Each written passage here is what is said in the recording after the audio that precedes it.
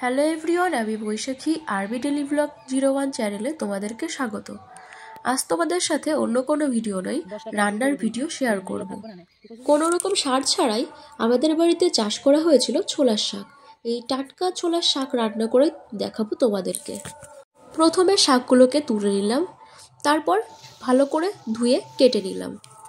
এবার কড়াইতে তেল দিয়ে মাছগুলোকে ভালো করে ভেজে নেব। মাছগুলোকে লাল করে ভাজতে হবে, তাহলে মাছের স্বাদটা পাওয়া যাবে। লাল করে ভাজা হয়ে গেছে, মাছটা তুলে নিয়েছি। এবার কড়াইতে রাঁধুনি ও রসুন ফোড়ন দিলাম। রসুনগুলোকে লাল লাল করে ভেজে নিতে হবে। এবার কেটে রাখা শাকগুলোকে দিয়ে ভালো করে নাড়িয়ে চাড়িয়ে নেব। পরিমাণ মতো হলুদ, পরিমাণ মতো লবণ দিয়ে আবারও একবার নাড়িয়ে চাড়িয়ে নেব। শাকগুলোকে বেশিক্ষণ ভাজা যাবে না, নাহলে শাকের টেস্টটা থাকবে না।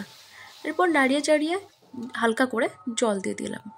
এরপর কিছু চেরা কাঁচা লঙ্কা দিয়ে দিলাম ও ভাজা মাছগুলোকে দিয়ে দিলাম।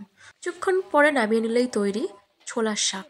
আমার ভিডিওগুলি তোমাদের যদি ভালো লেগে থাকে, লাইক, কমেন্ট, শেয়ার ও সাবস্ক্রাইব করে দিও।